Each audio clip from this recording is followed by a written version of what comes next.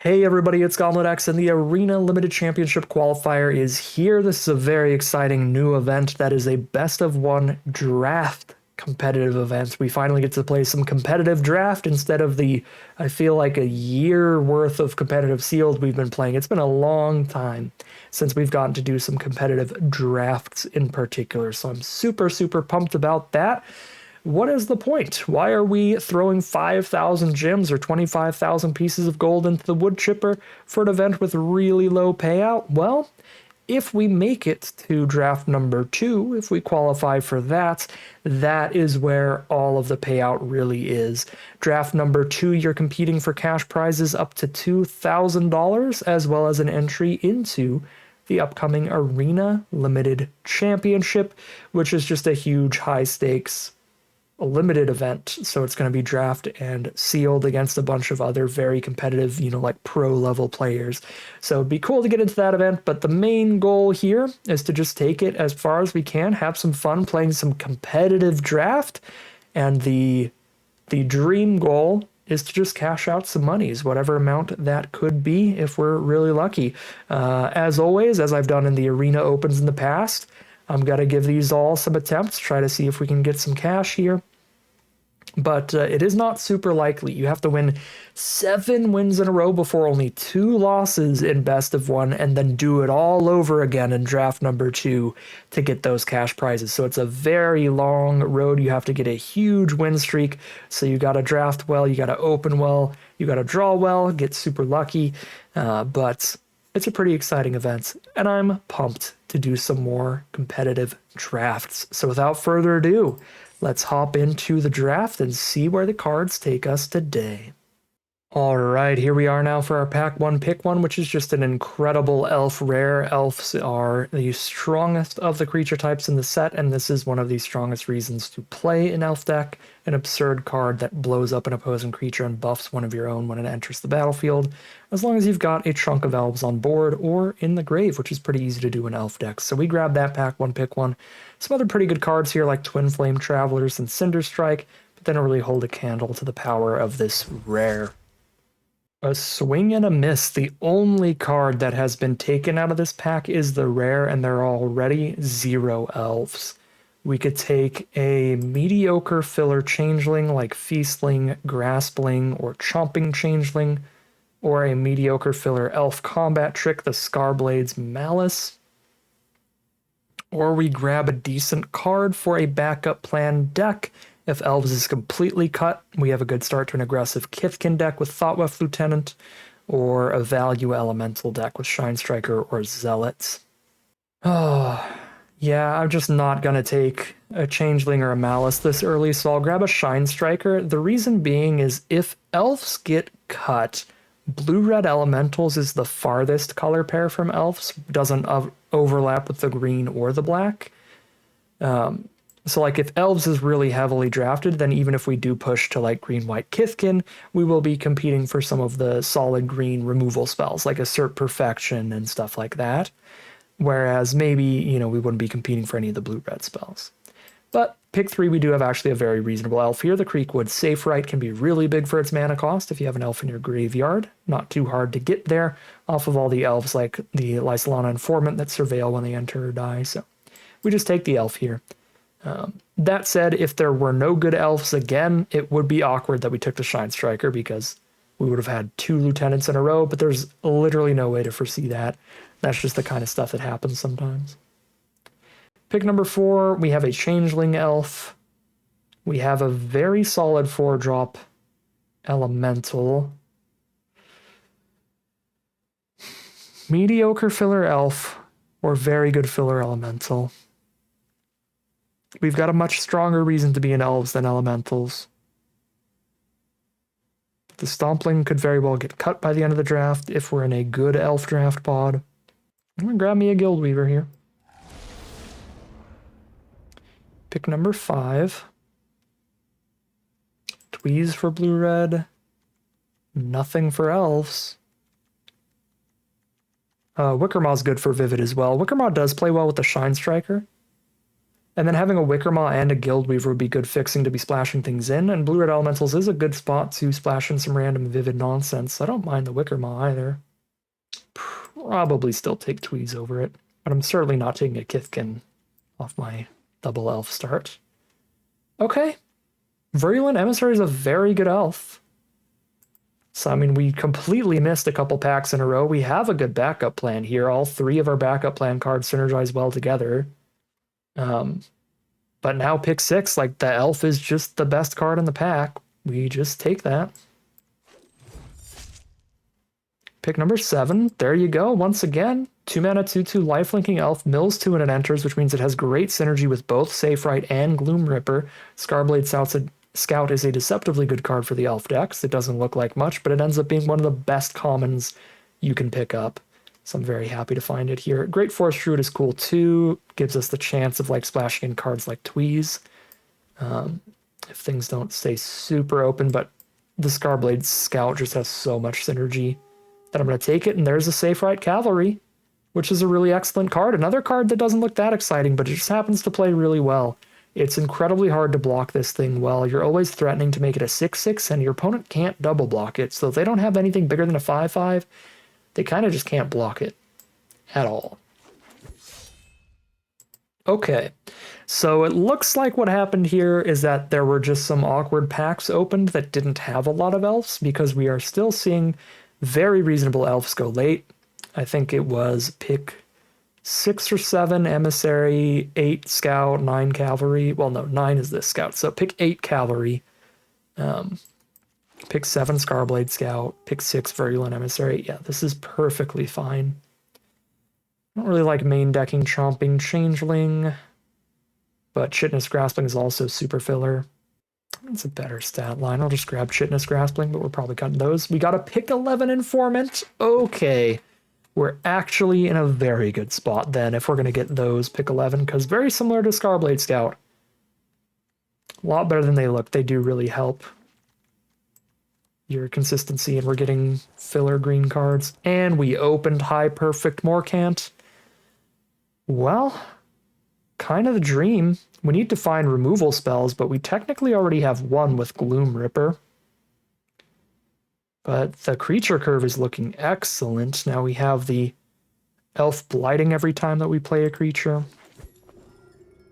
It's wonderful stuff here. I'd like to cut Watcher and Graspling, so I'm going to cut them for now. And see if we can get enough on-color playables to not need to dip down to that level. I am quite a big fan of Pummeler for hire, even if it doesn't have good creature types. That said, having literally no removal spells yet, I should probably grab Blight Rot here over the Pummeler. There's also the fact that it is going to be competing with elves for the slot in the deck. We have enough elf synergy cards here that we really want that elf count as high as possible. Running any non-elves is quite a cost. I'll just go for the Blight Rot. There's another Blight Rot here. Shimmer Wild's Growth for ramp. Great Forest Druid for ramp. Reasonable stuff. 2 really good red rares just got opened, so whoever's in red's going to be happy. They're both double red rares, though, so they're not splashable. I think I'm just going to grab another Blight Rot. Pick 4. Very cool looking Idyllic Tutor. Grave Shifter.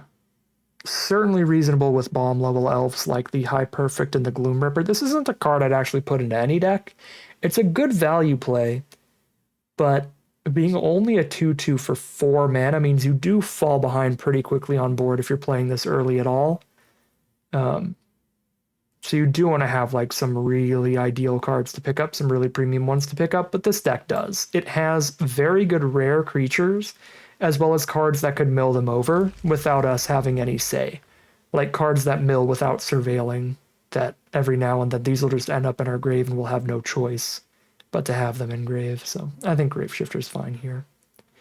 Pick 5, there's not much for us. We could play an Anti-Sentence or Unforgiving Aim. It's very mediocre.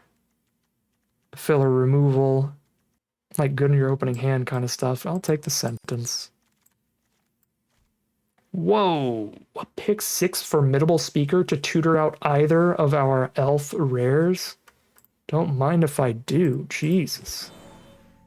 Very self-explanatory pick there.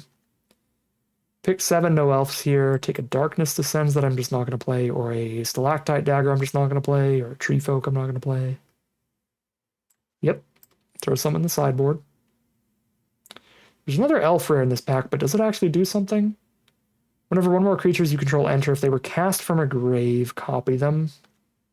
We don't have anything that casts from a grave, so nope, that just doesn't do anything. Eulogist is a really solid 4-drop, or Scarblade Scout's a really solid 2-drop. They're both very, very good. Just gonna go for the Eulogist here, the bigger body, the menace, get some life drain. Bloodletter can fill out the deck for now. Wow, Pummeler for Hire is still here. Sure. Take it over Evolving Wilds. Great Forest Druid and Wickermaw still here. Great Forest Druid it is. Here's an Unforgiving Aim if we don't find enough non-creature playables. And a second copy. I'm just going to put that immediately in the sideboard. No, not Kin Binding. Open up an incredible double white rare this pack. That's okay. We still got a reasonable elf, the Iron Shield elf. Ooh boy, pack 3, pick 2, grab an Eclipsed elf. We're looking for more 3-drops, and this is the perfect one for an elf deck. Come on in, Eclipsed elf. I guess I can throw Crossroads Watcher in for now. Sure, we'll cut as we go. Let me put my 23 non-lands in and then cut for every good card we take. Like another Scarblade Scout. What else do we have? Nothing much. We'll grab another Scarblade Scout and cut an Unforgiving Aim. We'll cut a 4-drop over an Unforgiving Aim first. Cut the Graspling. 23 cards. Next on the chopping block are the Unforgiving Aims, most likely. Crossroads Watcher. Pummeler for Hire, maybe. Barbed Bloodletter. Anti-Sentence. We still have a chunk of kind of mid filler in here. Vinebred Brawler is a good 3-drop elf.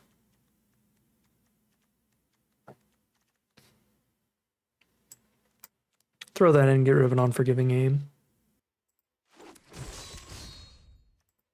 Pick number 5.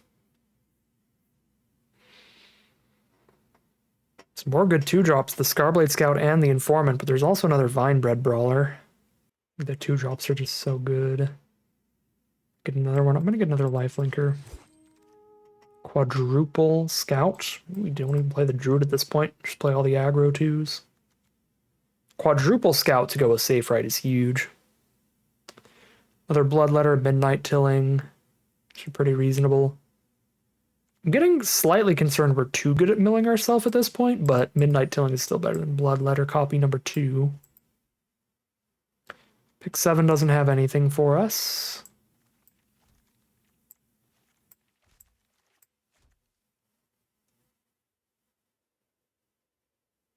Yeah, I mean, it really doesn't. I'll take gems, honestly. Overgrown Tomb, green-black Shockland, pick 8. Take that over a 2-mana Kithkin when I'm already loaded up on good 2-mana elves, or a 3rd Unforgiving Aim when I've already cut the 2nd copy. Pick 9. Look, it's all in green and black. Could play Guilt Leaf's Embrace or Thoughtweft Charge over Unforgiving Aim? Maybe.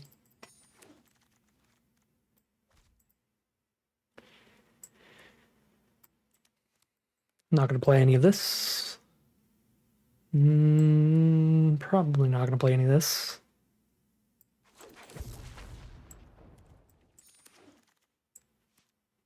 I could play a Grove Guide over one of these really mid-mon creatures. We've got so much self-mill that I think that'll actually be pretty reasonable for that to get milled over more often than not. We're on 18 creatures. We can cut one of them, probably. Just cut the non-elf. Literally 17 elves at that point. No, there's still one more non-elf somehow. Where's my other non-elf? Oh, Graveshifter? But that is an elf. Okay, so literally everyone's elves. If I just drop Pummeler, it's pretty sick. Then one of the non-creatures. They're all quite mid, to be honest, except like Midnight Tilling and Blight Rots. I like Bloodletter with 4 Scarblade Scouts and Embrace. Actually, I like the combat tricks with these lifelinkers. Let's drop one of these pretty narrow spells. Technically, it does have 3 different options, so it's technically the opposite of narrow, but it's just not like... Anti-Sentence is just these are pretty mid abilities for the mana cost that you're paying. 2 mana and sorcery speed for only -2. And then Unforgiving Aim. Yeah, destroy a flyer or an enchantment is moderately narrow.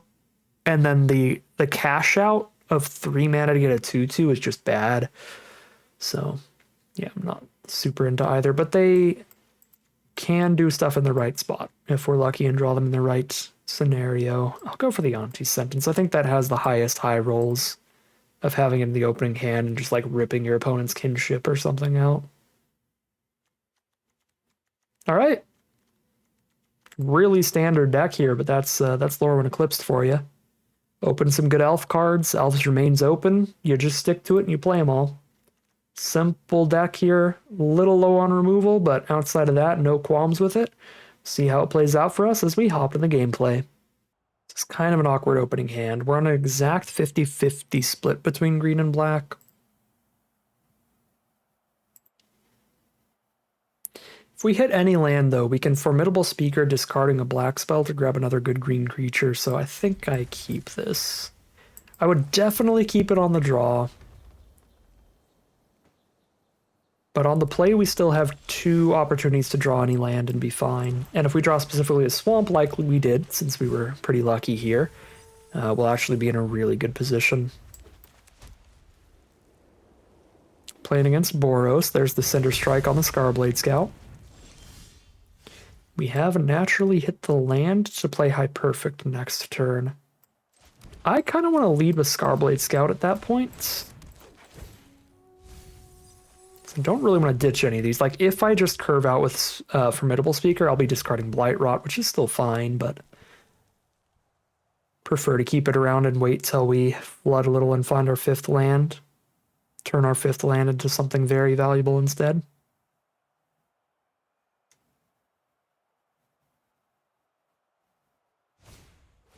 There's Flaring Cinder from our opponent. They could discard a card and then draw a card, and they said, no, I'm good where I'm at. So they have a good hand. Flaring Cinder for Scarblade Scout trades. We'll drop the High Perfect here. Fought up with Formidable Speaker, discard Forest. Yep, there's Feed the Flames on High Perfect, that's fine.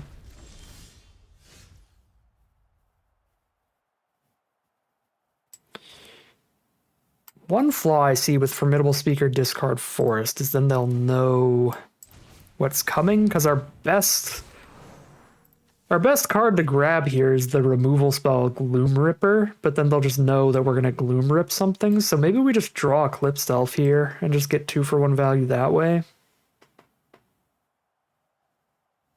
Nah, I'm still just going to Gloom Ripper, just take the biggest stats. Prideful Feastling, yeah, so they play that as bait, which is fine. We don't even hit the mana to Gloom Rip it anyway, so we'll just lead with Eulogist.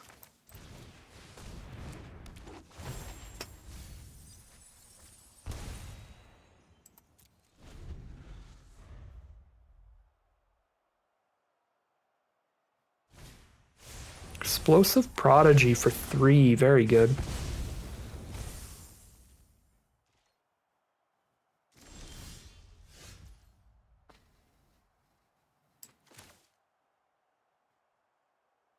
I mean, if we don't hit the Gloom Ripper mana, then I guess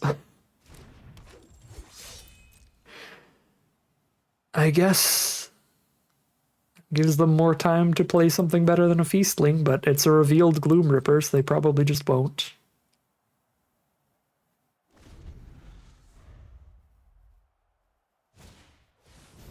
Kinscale Sentry. 2/2 first strike lifelink or 2/3 lifelink? Which is the better stat line?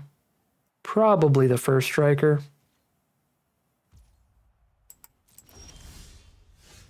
Auntie's Sentence. They have not played their 5th land or better, so I like going Auntie's Sentence looking at their hand, but Auntie's Sentence to kill the Sentry is guaranteed to kill something good. Looking at their hand is a gamble. I mean, I could just block the Sentry with an indestructible 3/1, discarding Grove Guide, so... It's gonna be awkward if it is somehow 4 instants and sorceries. Oh, they do have Curious Colossus. That's the kind of thing I was really scared of. They have a Reese for us to play around. It's going to give one of their cards Persist, and then they remove a counter from it. They've got a Seer to blow something up. It's a bunch of removal and then a Curious Colossus. I think we just have to get rid of Curious Colossus, because then if they ever hit 7 mana, we just lose.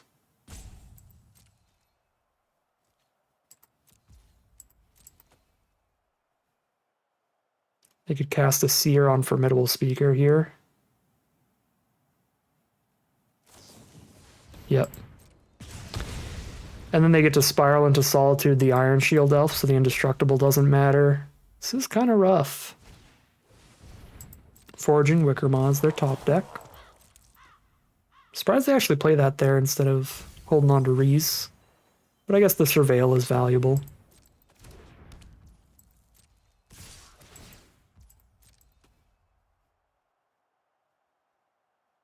I guess they just play Reese with no value here. Just try to race us.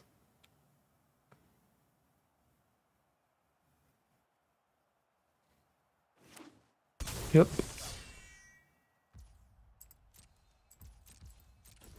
Alright, they're all on board. A single 4/4 holds them off, and they're playing off the top here, so we just need a land.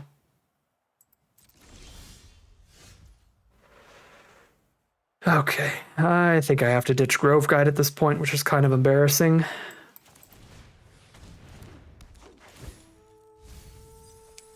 But if I don't die, like, immediately, I got the tools to come ahead on this board.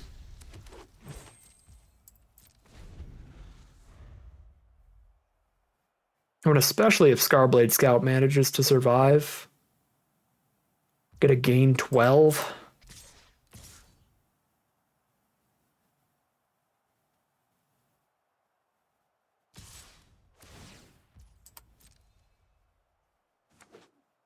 Top decked another creature, which is very bad for me.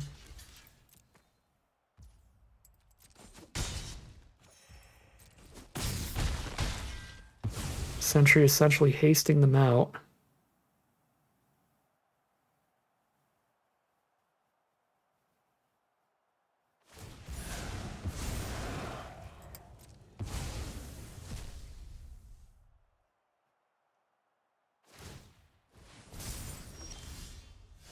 Boom.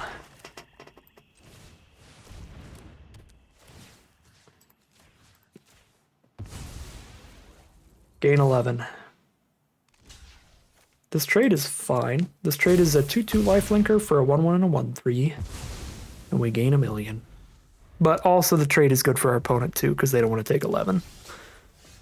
And if they're already chumping, they may as well double block. I literally can't race here unless I throw Blightrot down. I think I have to wait to draw something. Like, obviously, if they double block, then I can Blightrot, but they're just not going to. Because they could just take the 4 and then gain it right back anyway. First draw the top deck war is Bold Weir Aggressor, which is very bad for me. Because it's too big for Blightrot. Okay, there's a Death Toucher for me, which is very helpful. Really can't attack in now.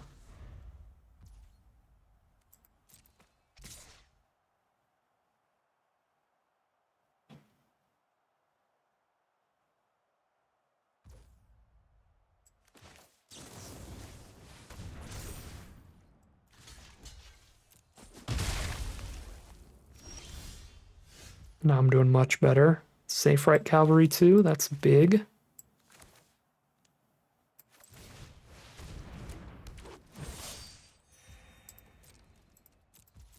Yeah, that can send in every turn whether or not I activate it. Ooh, Grave Shifter. Oh, I just realized I only have 10 cards left in this deck. I do have a lot of self-mill. Grave Shifter for Eulogist would mill me even more. I might not even be playing Grave Shifter now, regardless. I can buff either elf. So they just can't block here.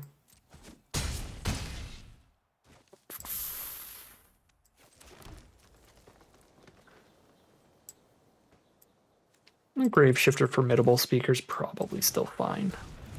Oh, especially if I didn't play my land this turn. What am I doing with my life?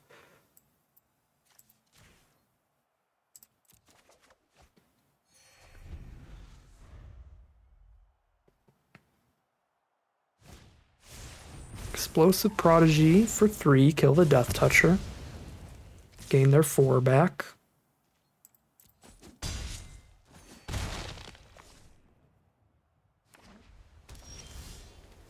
Eclipsed Elf, 9 cards left.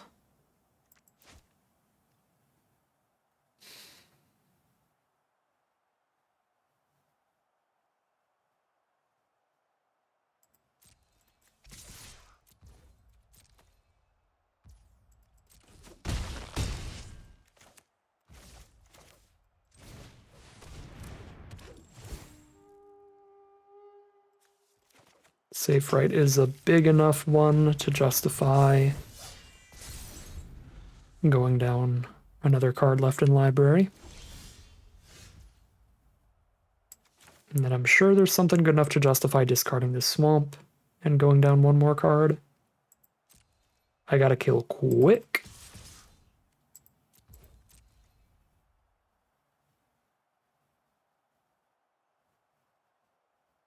But they're at 16.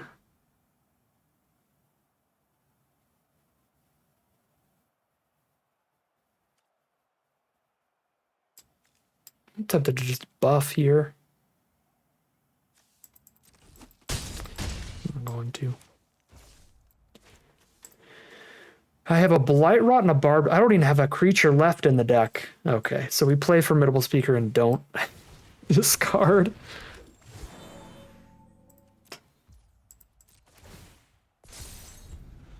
It's going to look like an anti-mill choice to our opponent. Okay, they scoop anyway. Our deck is very strong. We got to play great rares, and we won the game of Magic. That is 1-0 heading into game 2.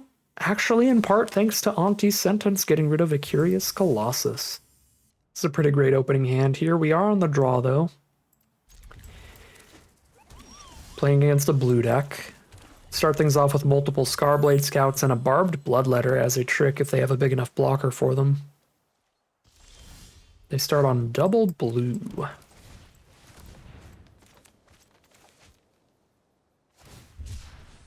Land cycle a Stratosaur. Find their mountain, so a blue-red elementals deck.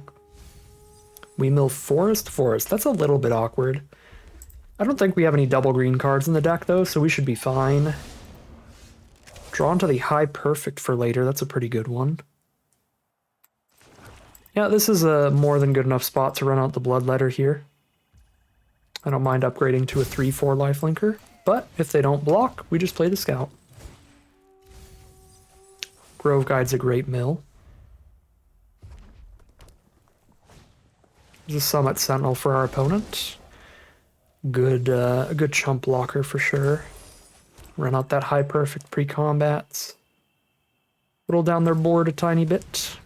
If they put the counter onto the Summit Sentinel, then now they don't have a good block to just stop all the damage.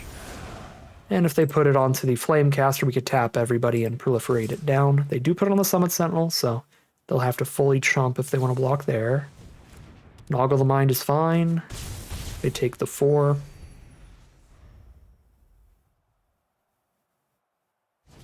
There's a Boulder Dash, clear out the 1/1 Noggle. And one of our 2/2s. They're down to 3 cards in hand. One of them's just another 2/2 on the board. Still feeling pretty solid here. Position we're in.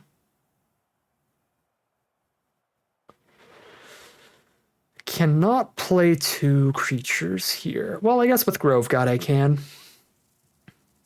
Play Informant and use Grove Guide's ability. I kind of want to use Midnight Tilling now, though. I don't know, I should probably be playing fully to the board. Yeah, let's just send in the Scarblade Scout. I guess I can Bloodletter if they block. Yeah, this is fine. Because this is still basically playing a creature, I'm just playing a 3/4 lifelinker. Instead of losing that, and then that does mean I can kind of play double creature by playing Informant. Guilt Leaf's Embrace. Honestly, bunch of little baby creatures on this board. That's not a bad draw. Cinder Strike the Scarblade Scout. Fair enough. There's Guilt Leaf's Embrace for us. Send in and play another creature if they don't block. Okay, basically don't block. We play the Eulogist.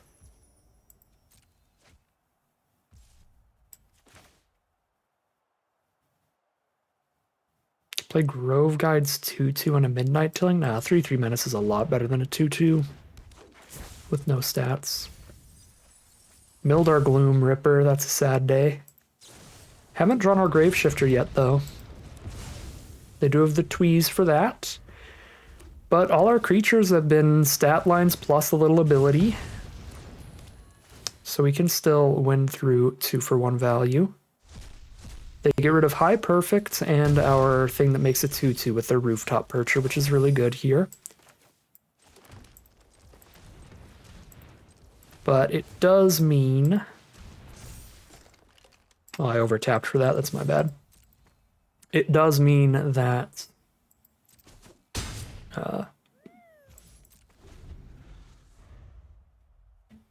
we could still pick up the other rare if we find Graveshifter.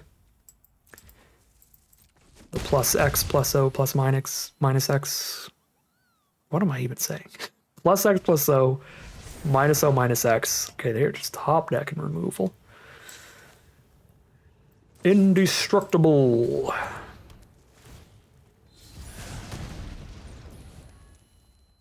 Six damage a turn when they're at 11 is also quite a lot.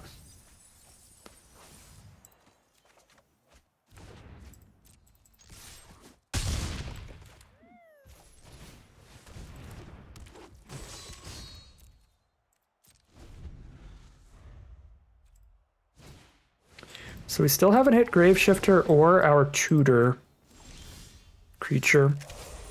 Those are the biggest draws.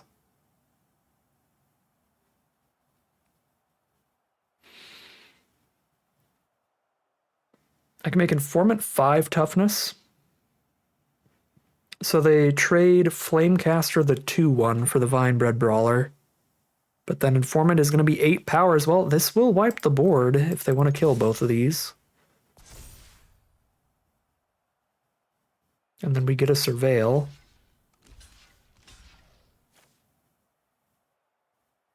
Yep. Wipe the board. We're in a top deck war where they're at 5, we're at 17, and we got a Surveil.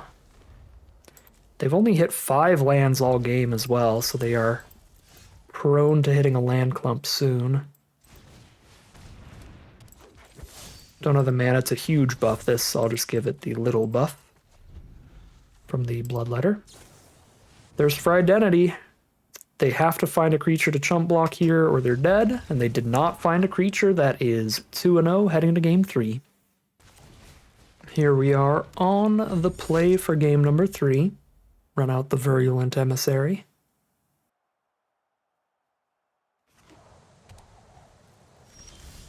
Scarblade Scout is the draw to follow it up. Very nice. This would be really good if we hit our lands, because we have the Embrace as well. Throwing an Embrace onto a lifelinker is huge. Mill an Eclipsed Elf and an Anti-Sentence. I mean, the Eclipsed Elf is a powerful card, but we would have surveilled it into the grave given the option, because we have to hit some lands here. Green-black mirror match. There's their Scarblade Scout. Perfect timing. There's our mana to win this combat.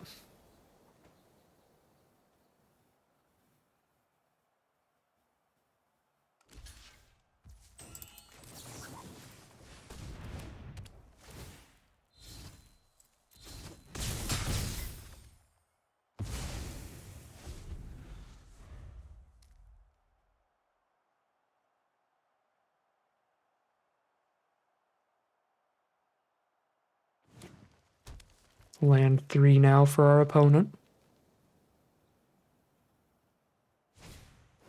There's an informant for them to trade into our scout here. Give them some good surveils on enter and death. Got a 1 black mana spell.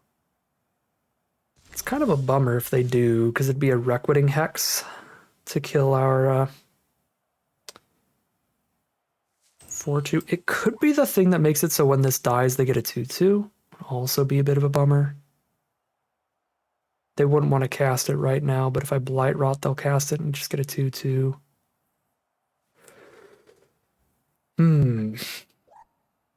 I think either of the 1 mana spells that it could be, if they're not playing full control mode, make Blight Rotting here bad, and I should just Midnight Tilling for a land instead.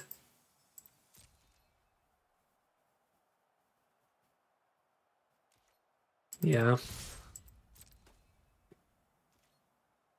If I just cast Blight Rot on Informant and they play the thing that replaces it with a 2/2, then I still have no attacks anyway. Okay, well, this actually made Blight Rotting good. I'm surprised they went for that, because it's already a trade anyway, so... Alright, now Blight Rotting's good. If I get to keep my creature and stop them from getting a 2/2. I did not expect that to happen. I really thought it was just going to be take the trade and play Midnight Tilling, even if they have the Malice in their hand. High Perfect is bad, but we've got the Gloom Ripper should we find our mana. So let's Midnight Tilling for it. 1 mana away.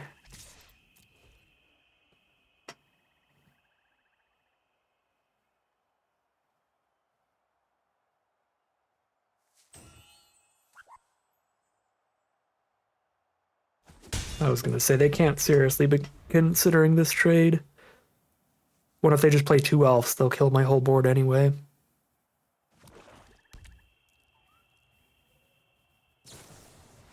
Midnight Tilling. Oh my god, Morkent Size and Champions of the Perfect. Dawnlight Archer is not that good, but it would let them play an elf immediately. It's got to be Champions of the Perfect here. You can't... I mean, they can pick up Morkent Size, actually, with Midnight Tilling. They could go for the high roll. Morkent Size is very good here, actually. Yeah, Morkent Size is better than Champions, because they get a Blight immediately, and then they're also threatening the win on the spot. Blighting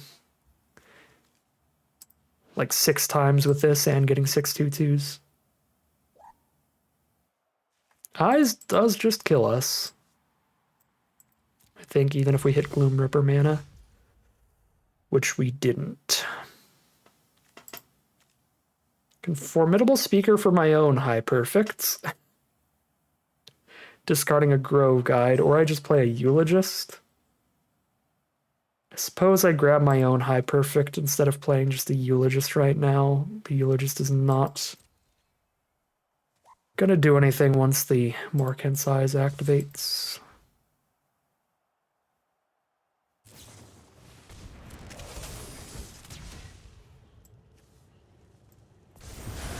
This is pretty fine.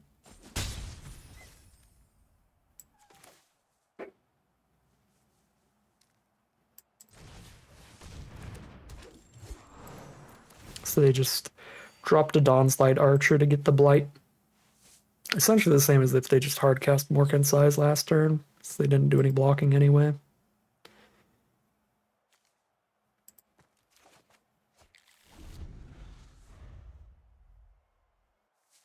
So our plan is hit a land, Gloom Ripper the Morcant. Oh my god, they reanimated Champions of the Perfect.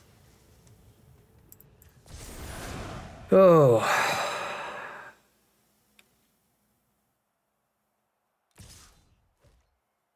Okay, the plan was Gloom Ripper, High Perfect Morcant. And then play our own High Perfect after their Morcant size, so that every time we play a creature, we put a -1/-1 on one of their 2/2s, and then just proliferate and kill a 2/2 every time we play a creature. Now that they played Champions of the Perfect, I think I have to Gloom Ripper Champions of the Perfect. Which means that they will have High Perfect Morcant plus Morcant size for a bajillion Blight soon enough. I mean, they have no creatures in their hand because they have just a Morcant size in their hand. So right now they're not drawing a card off Champions. It's still got the 6/6 stat line though. Oh, this is rough either way.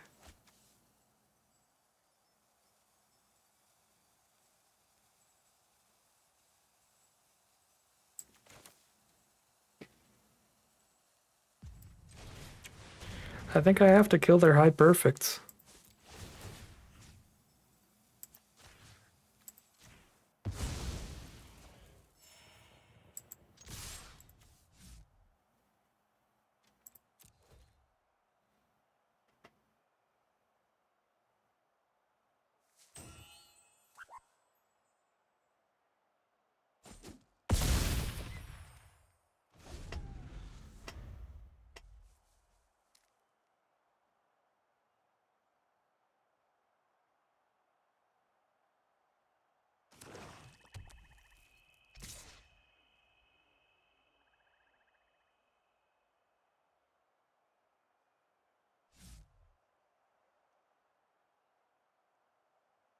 They did it the mana so that they can crack Morcant size next turn.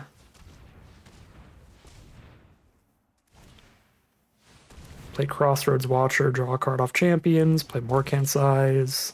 This would be a Blight if High Perfect were still around, and then Infinite Blights next turn. Oh my god.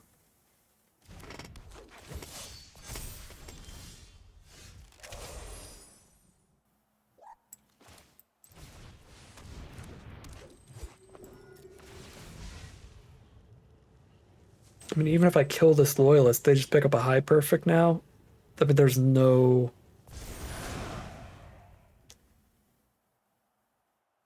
I don't remotely see an out to this.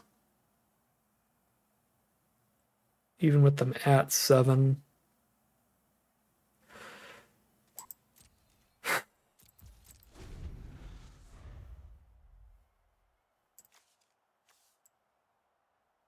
I mean, we got what I would consider on average to be a pretty absurd elf deck. And even I feel outclassed here.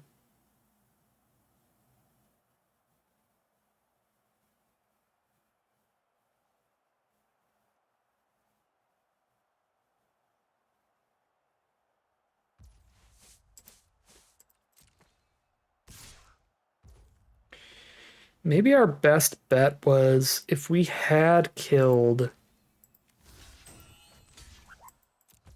If we had killed High Perfect instead of Champions, maybe because then they wouldn't have a 6/6 or a 7/7 out. We tried to outrace the eyes with them down to 7, but then they could just take some trades and then still activate it.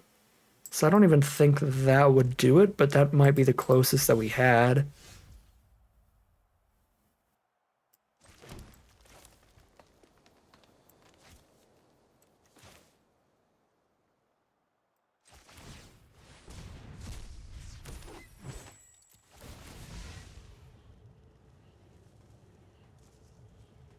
Pick up your High Perfect if you want. They're not going to. They're going to put a counter on Champions. Interesting. I thought for sure they were just going to blight onto Loyalist and pick up the High Perfect there.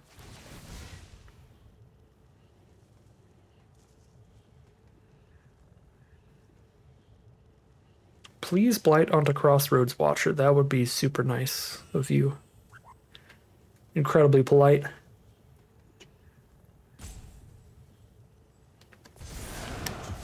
Okay, they saw the line this time.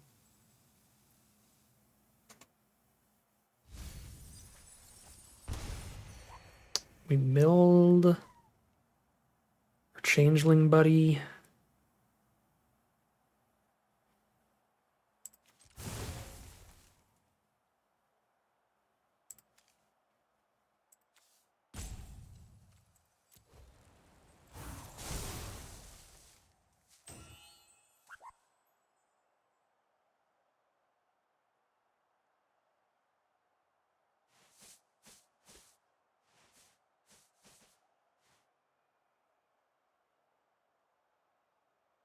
I don't think I can afford to trade High Perfect Morcant into champions.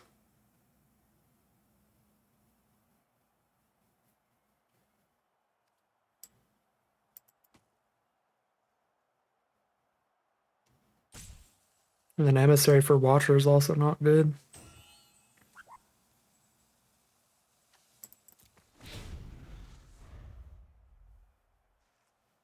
So there's going to be another turn before Eyes triggers, because now they got to play High Perfect first.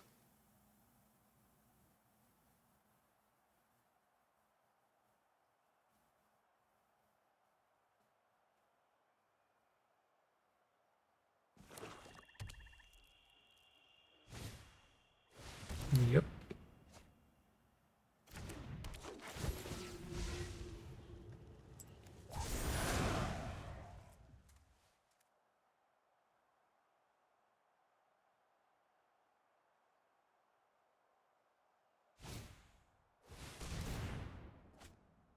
Preem draws.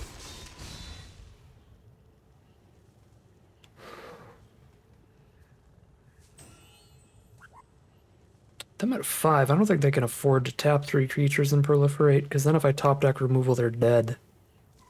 So I kind of want to put one on my 2/2. Actually, no, I just put another on speaker. If I put one on my 2/2, I'm like really trying to tempt them into tapping 3 creatures, but I think they probably just wouldn't, and then they'd be fine.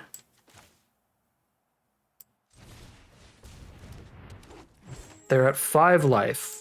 If they let High Perfect in, they're dead. Please, for some reason, let High Perfect in. That's just not going to happen on their board.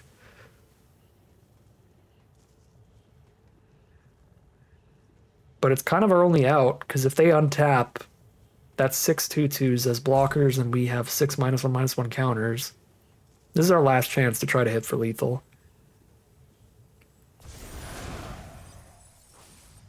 So it's just like cause the blight, probably proliferate once to disincentivize the champions block, and then send in everybody else.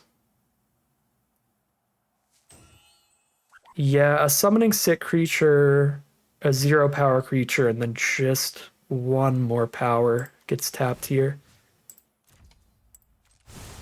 I think that's worth it.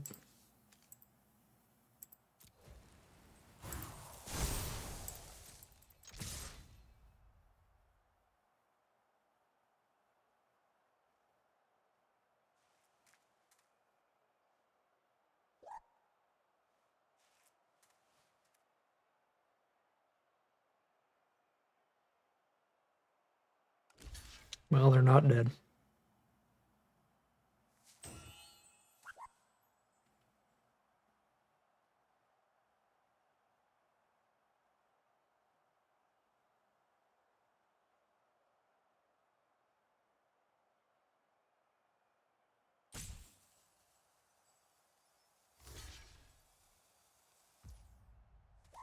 Oh, I could put them to 1. Ah. If this were my +2/+0 trick, they'd be dead. But I think I already drew that. Yeah, I did.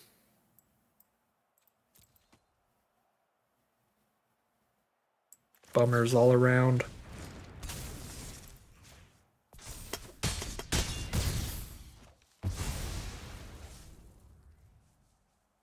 I don't have a second copy of Eulogist, do I?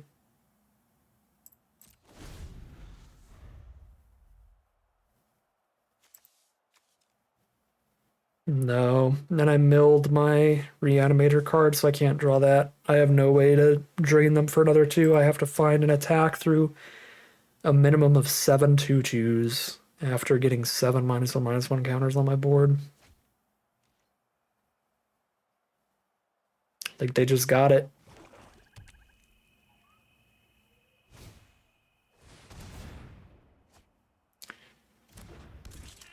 Just a bit more bomb power drawn than us.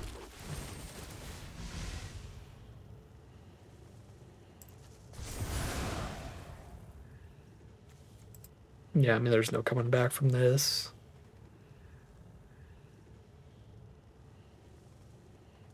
Stuff 6 more. And then they just proliferate with all these.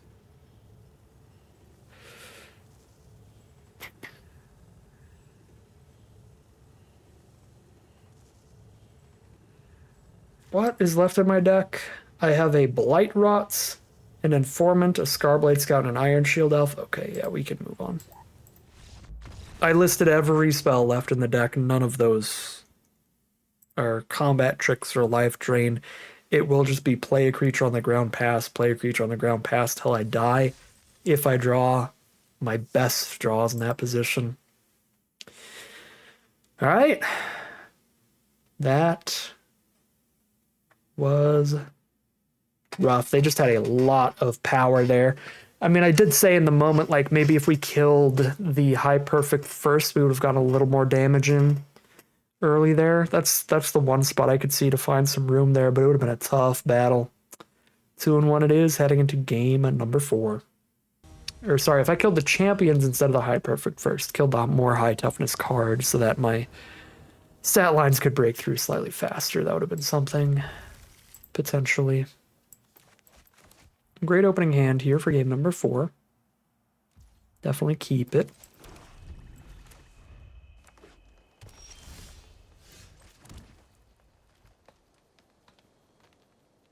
I'm not going to discard a card this early, so let's start with Surveilling. I'll keep land 4. Worst case scenario, I'm discarding it to Formidable Speaker, but I could also end up needing it for any good draws. Bolt the bird.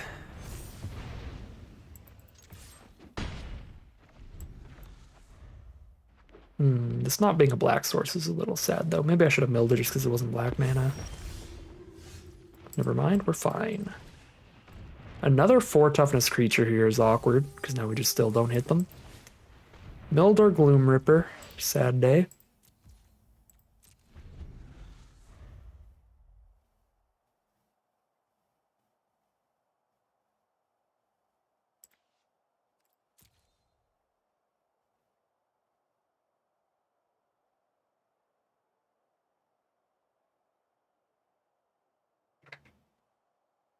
Green, black, and white from our opponent. The plot twist planes into Moonlit Lamenter being the roadblock for our 3/1s.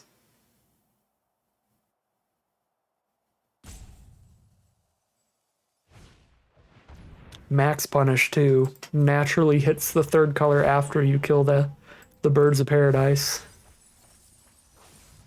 Oh boy. Lewin into Formidable Speaker. Find their biggest bomb in a 3-color deck. 3-color decks are going to have more bombs, more individually powerful spells on average than 2-color decks, because they get to splash around. Where they get punished is by having a less consistent mana base, where they can draw pretty poorly in their early games. So if you're ever up against a 3-color deck and they start with all 3 of their colors, you're in pain, and that's what we had happen here. I don't love the High Perfect in this matchup, because if they blight onto Lamenter and I don't proliferate enough to kill it, it's going to be rough. So I kind of want to just pick up Graveshifter here towards our Gloom Ripper instead.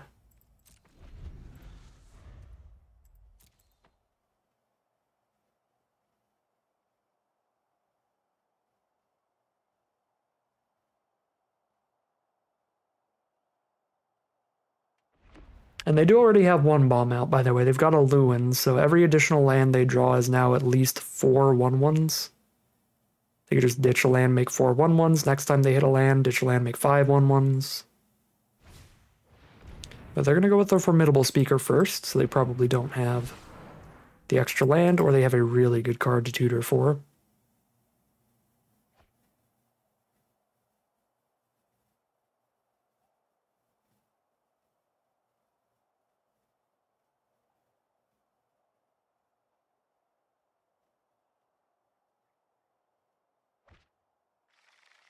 Reaping Willow. Reaping Willow Flock Imposter, I guess. It's like semi-infinite stuff. Reaping Willow is very strong, but it's not as bad as I thought things were about to go.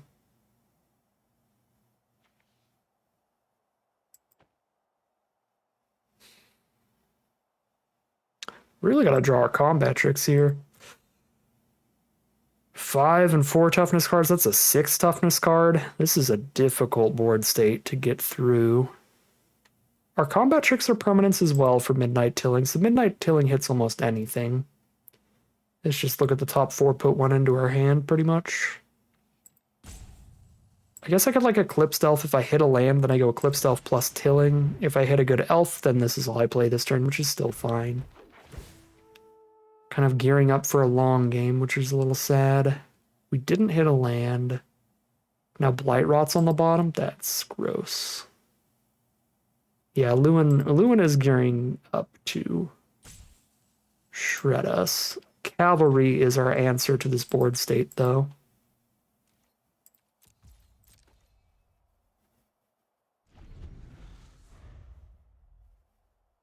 Cavalry allows us to actually get attacks in. There's the Reaping Willow.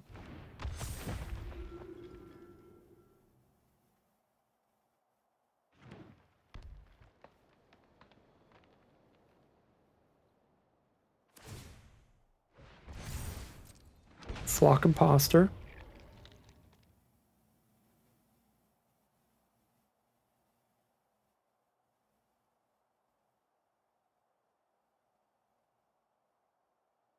Are you gonna like pick up Formidable Speaker or something here?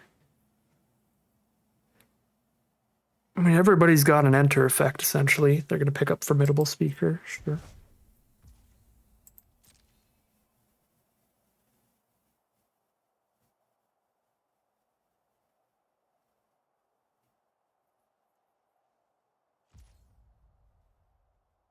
Land. No land. I could play a Safe Right and a Tilling. Or I can just get the Cavalry down for the future, or get the Gloom Ripper in hand for the future.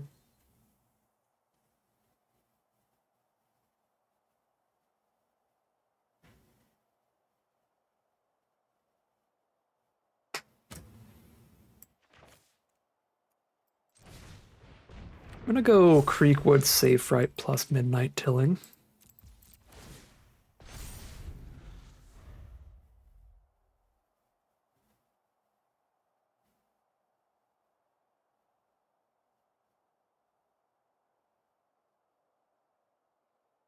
It's probably a Doran deck. If they find their Doran, we're gonna get crushed under the weight of their tree folk.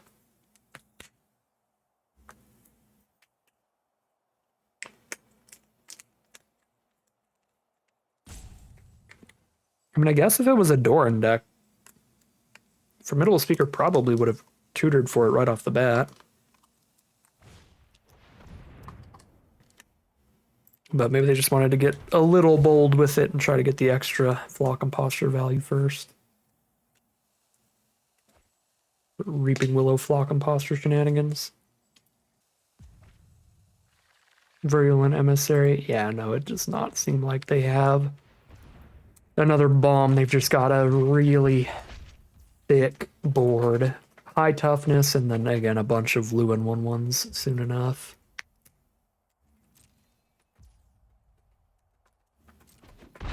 And we could very well die to just do a turn from this flyer over time.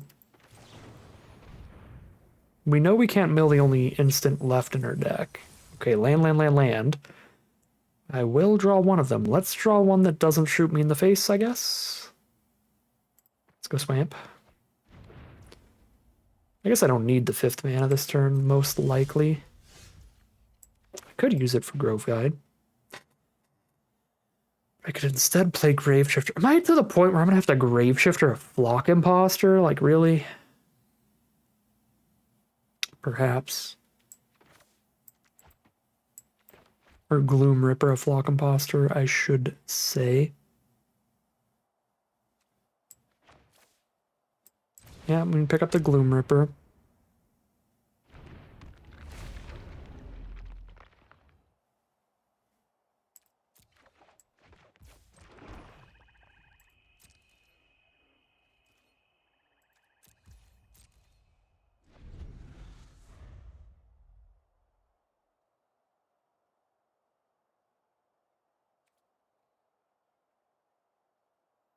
Our Blight Rod is still somewhere in the bottom 3. We have not shuffled our deck, so we're not going to be able to kill this Lewin. Chaos Spewer Reaping Willow is very good.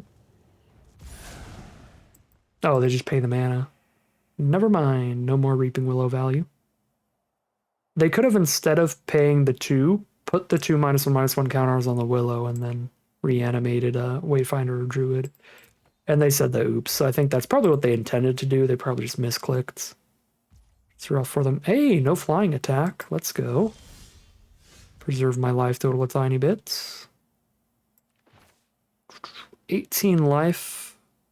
Feels like I've got the time to set up the cavalry swings pre-Gloom Ripper.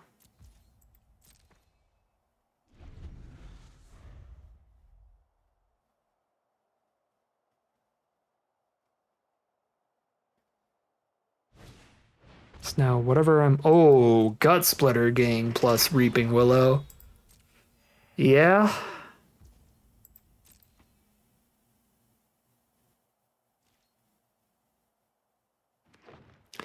The lack of removal is going to kill us pretty bad here. For what it's worth, we took removal pretty highly. It's just that all we could find was 2 Blight Rots. Which really don't do it here. Pyrrhic Strike on Cavalry. Yeah, you got it.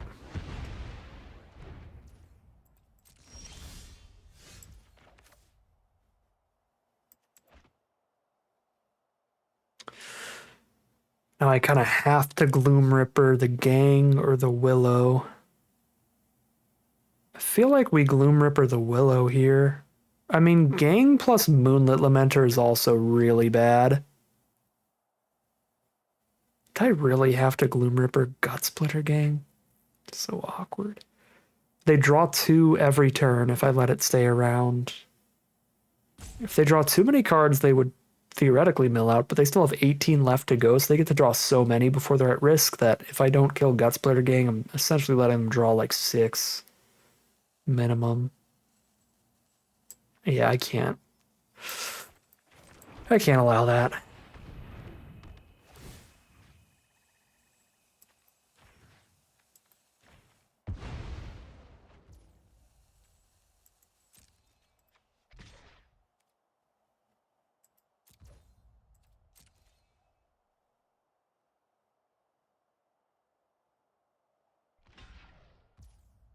Trade for Chaos Spewer.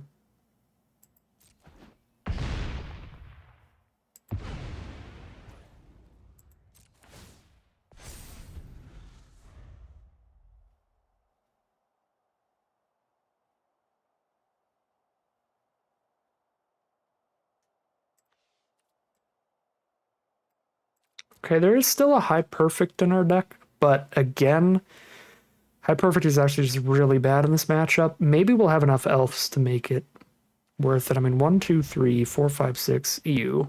Unbury double goblin. In the green, white, black deck, unbury on 2 goblins. So, what are the odds? Now they can just Chaos Spewer Blight onto Willow.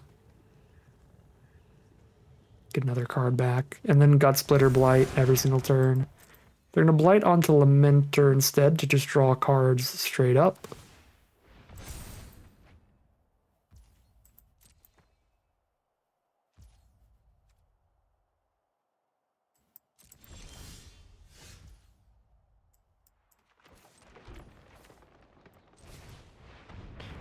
Grove Guide, Garblade Scout.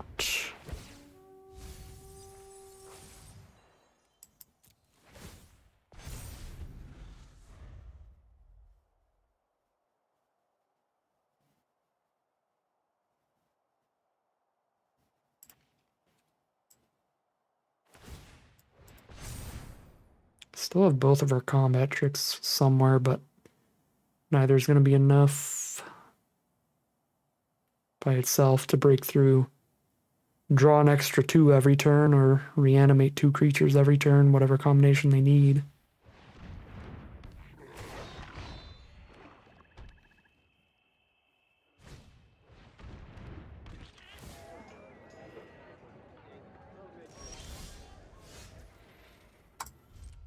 Alright, I mean, I feel like this is now just going to be sitting here for 10 minutes until we inevitably die at this point. They just had a lot of really high toughness stuff out early, so we couldn't pressure them in for any damage, which gave them all the time they needed to set up their combo. I mean, really, they just got to tutor for their combo with Formidable Speaker.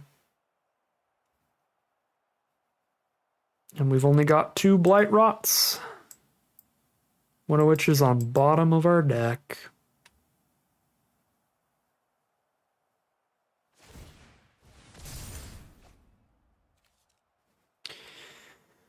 They are officially milling out before me now, at least. So that is 1 potential line to victory, and probably the only potential route to victory that we have left.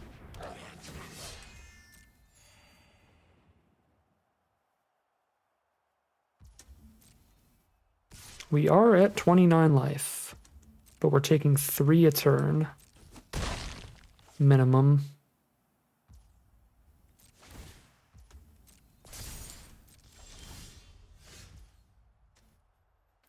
Ooh, High Perfect is risky. I mean, I can't even tap a bunch of creatures here to proliferate on them. I guess I could kill their safe right. If I proliferate with 9 creatures, yeah, I don't even think I can cast this High Perfect. Because realistically, what's going to happen is they're going to blight onto Lamenter or Reaping Willow. I don't have enough creatures to proliferate them away, so then they just get to activate their abilities and get rid of the counters.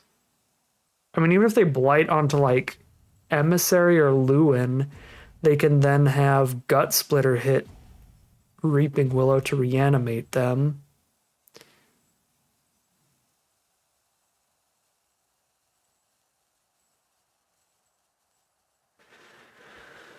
Oh, I really don't know about this.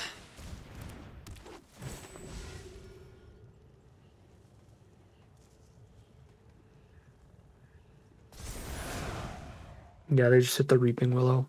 Fair enough. I think we just don't proliferate then.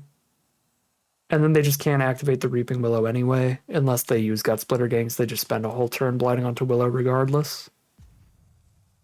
Yeah, so like this way I've just got my next creature on the board, which is important. That's pretty fine.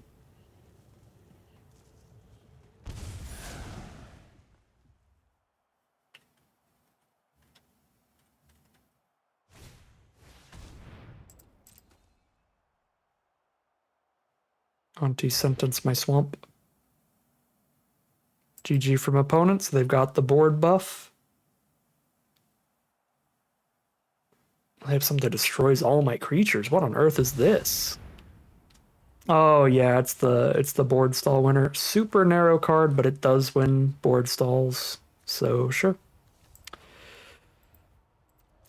That'll do it.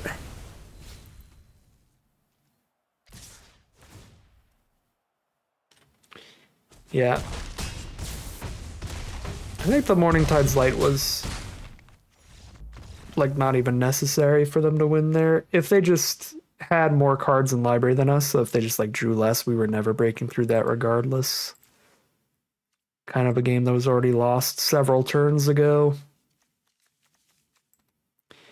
Yeah, rough. I mean, I think we drafted a pretty good deck here. I don't think we did anything too wrong in the gameplay. Got roadblocked by the Wombo combo. We don't have a ton of ways to break through because we just didn't see a lot of removal in our pod. So we're just running 2 removal double trick, and that was not enough to get through all those really thick tree folk. And again, as I specified basically at the very start of that game, the best chance to beat like those 3-color kind of matchups is like when they get punished for stumbling on their mana. That's like the big cost to playing 3 colors, that you're going to stumble on that mana a lot early. And so when you see your opponent go, here's all 3 of my colors into Formidable Speaker, tutor whatever I want, it's like, this is going to be an uphill battle. And it just was too far uphill to climb. Yeah, I think this was a very, very solid Elves deck. The only big flaw with it is the non-creatures being pretty mid. The removal spells themselves are a bit weaker than normal. There's less of them. And then we even had to run like combat tricks because there's less removal spells. Some mediocre combat tricks here, but we were certainly drafting the right archetype. We got a lot of great creatures for it. Just couldn't find enough great spells, and that is going to hold us off from a solid run here at 2-2 average record for today's draft. But that is going to end today's video. As always, I'd like to thank my patrons and YouTube members for their support, as well as you for watching the video.